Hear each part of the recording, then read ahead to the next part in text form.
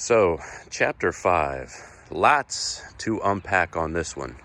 Let me start by saying I was given a flattering compliment regarding this chapter.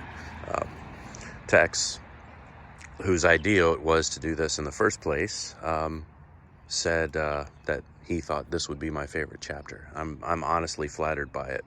This chapter has to do with training. It really digs into like the nuts and bolts of the mobile infantry. You also get some insight into the actual care and the reasons for it of the sergeants, and just how actually a professional they are. Man, my grammar feels off on that explanation. So Sergeant Zim specifically, he's a bit of an expert on knives, but they're training these people with all weaponry.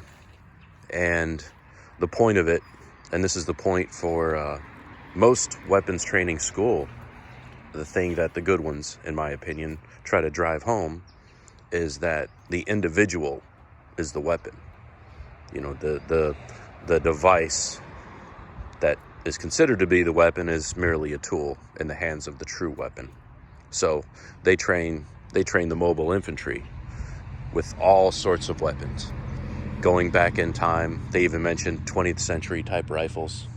Again, this is a futuristic sci-fi story, because eventually these people are going to be in command and in control of remarkably powerful destructive devices. Now,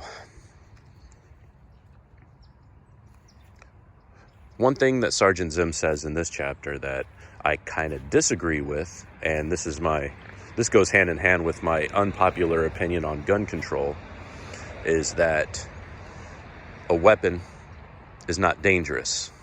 It is the man who is dangerous. That is true and untrue at the same time. Perhaps it is true.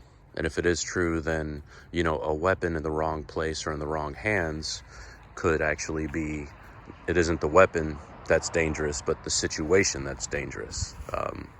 Such as a handgun within arm's reach of a very young child.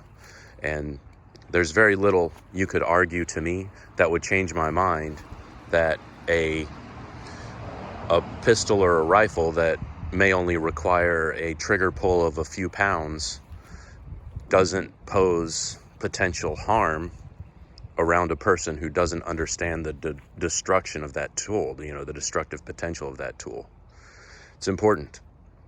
But if we do focus on, say it is the man who is dangerous, or it is the situation which is dangerous, maybe we learn something.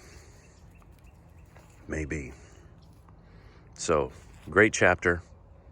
And honestly, this is one of those books, like each time you read a chapter, you know, you think, oh, this is my favorite chapter. But when we get to my favorite, I will be more than willing to share it with y'all.